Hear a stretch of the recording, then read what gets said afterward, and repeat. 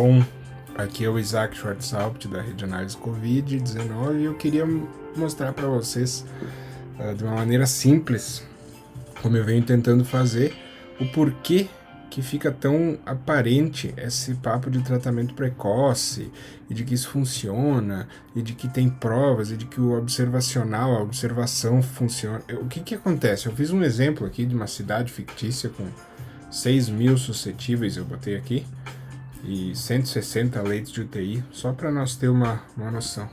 Aí vamos dizer que já se passaram, sei lá, umas 20 semanas de epidemia aqui. E aí o que acontece? Nós estamos na semana 21, e aí nós chegamos ao ponto onde a gente tem 1.000 contágios. Aqui, 1.000 contágios. 1.000 pessoas infectadas numa semana.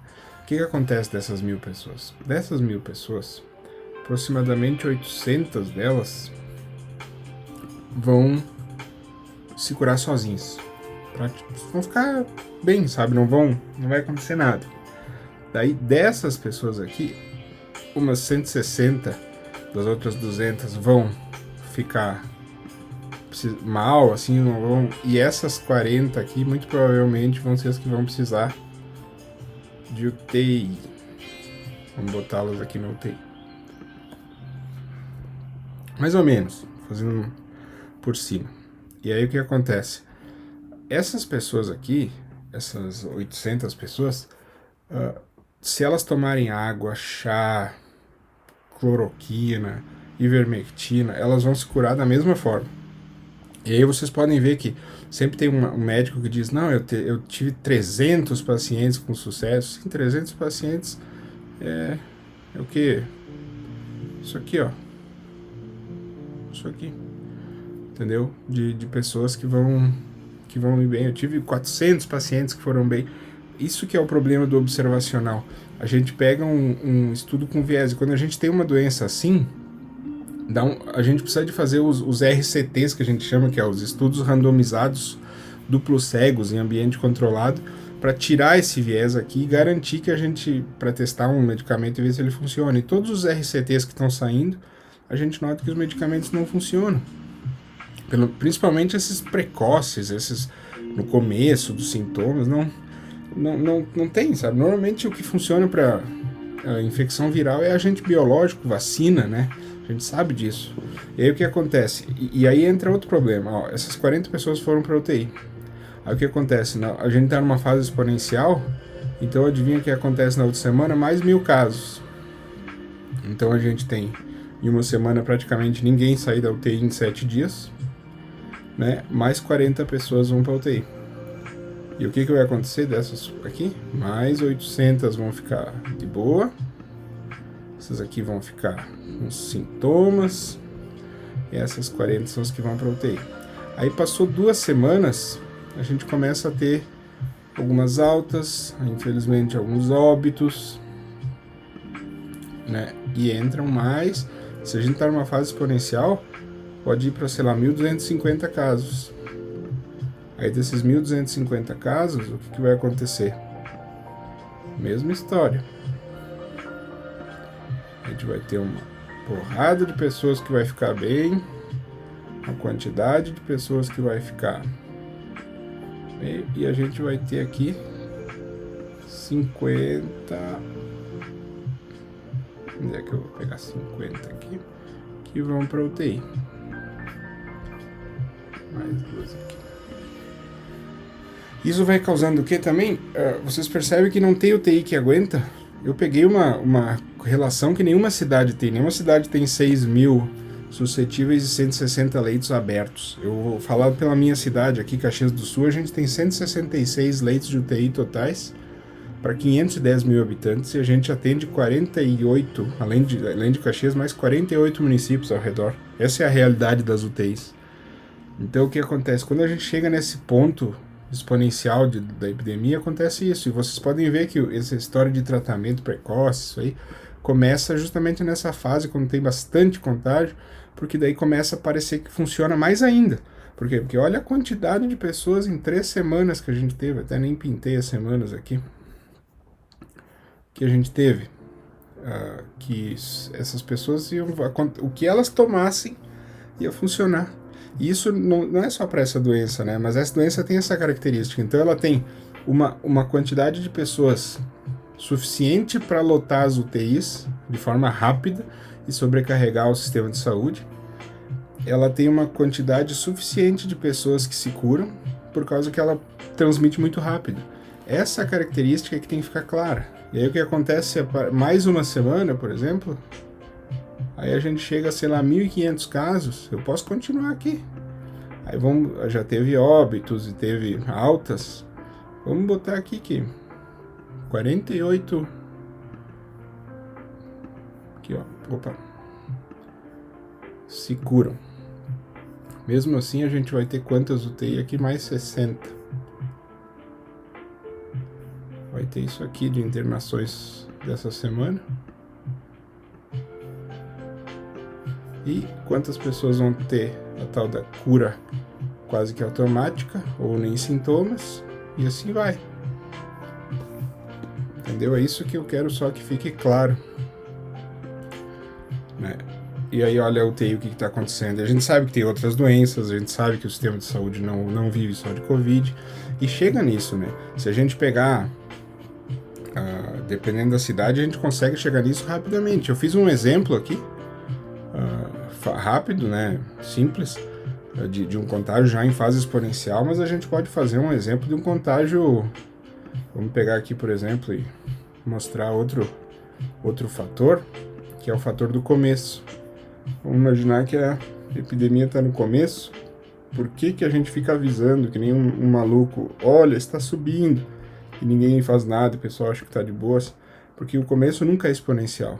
O começo é assim, sei lá, 60 casos por semana. Menos de 10 casos por dia. Aí, nenhuma pessoa vai para UTI. Aí o que acontece? Aqui também não tem muita fala de tratamento precoce, né? Porque não tem tanto curado assim, o negócio está meio no começo. Isso passou-se uma semana. Aí a gente tem, na outra semana, está estável, mais 60 casos. Aí vai uma pessoa para UTI. Beleza. Daí na outra semana, mais 70 casos, mais uma pessoa para UTI. E assim vai indo. E esse começo ele vai vindo meio quietinho. Entendeu? Daí depois mais 80 casos. Essa pessoa aqui se cura. E entra mais uma pessoa na UTI.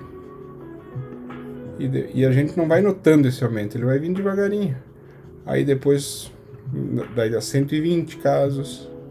Aí entram 2 pessoas na UTI. Isso tudo tem que levar em conta a homogeneidade ou heterogeneidade da população. Eu estou falando de uma população com todas as classes, né, tanto sociais quanto as faixas etárias. Se eu estivesse falando de uma população só de jovens, aí eu teria menos pessoas aqui na UTI e teria muito mais dessas pessoas curadas, que nem eu mostrei para vocês antes, né, automaticamente. Que é o que normalmente acontece no começo, né, porque os jovens têm mais mobilidade. E aí, o que acontece? Isso vai vindo, aí depois vem uma semana e mobilidade rolando, as pessoas na rua, quando vê 210 casos, aí 2 pessoas se curam, e aqui já se passaram, opa, eu esqueço de pintar as semanas, se passaram 5 semanas, aí entram 3 pessoas na UTI. Aí vai vindo e até que isso vai dando aquele problema. Daí quando vê 320 casos, mais 3 pessoas na UTI, aí um óbito, libera um leito, um óbito, a gente vê quantos casos já tiveram na cidade, a gente vê aqui 440, mais 480, né? Um monte de casos, pouco óbito, tá tranquilo, estamos combatendo bem a pandemia, né? Aquela frase que a gente ouve. Aí dali a pouco as pessoas continuam saindo, nada de restrições, mais 480 casos, mais 4 pessoas na UTI. Aí começa aquele jogo, daí 560 casos, libera 3 leitos, vamos exagerar aqui, libera 5 leitos aqui, 6 leitos, e enche os mesmos 6, vai ficando estável a UTI. Aí depois acontece o quê? Vai chegando até que começa aquele dobrado, aí vem os mil e poucos casos, e aí começa aquela montoeira de pessoas curadas automaticamente que eu mostrei para vocês, e aquilo tudo. Espero que fique claro, assim, sabe? Eu não acredito como é que pode não entenderem isso, sabe? É óbvio que quando a gente está falando dos casos, a gente está pegando dessas amostras aqui. E assim, isso aqui não é 100%, os jovens estão 100% aqui e os idosos estão 100% aqui. Não, tem idosos aqui, só que em bem menor quantidade, e tem jovens aqui em bem menor quantidade. Então, normalmente o pessoal pega aquela evidência anedótica. Aqui vai ter, né, desses 800 pessoas aqui que se curaram sozinho, vai ter 20 idosos aqui. Vai ter um lá que lutou na Segunda Guerra Mundial e tem 118 anos e se curou da Covid tomando ivermectina, sei lá. Vai ter a exceção, mas ela é a exceção.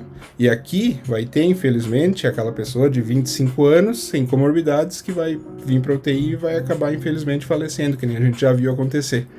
Também são exceções. A gente tem que entender o número como um todo. Eu acho que assim fica claro. Espero ter ajudado, mais uma vez, espero ter explicado, e é isso que as pessoas têm que entender. Então, essa história de tratamento, se o tratamento funcionasse, a gente veria resolver o problema aqui, e não aqui. Porque esses aqui são naturais. Esses aqui, tomando água, tomando chazinho, ficando de boas em casa, eles vão acabar indo bem. Então é isso, pessoal. Qualquer coisa, vocês sabem onde nos encontrar. No Twitter é @análise_covid19, o perfil da rede. E qualquer coisa, tamo aí. Abraço e obrigado.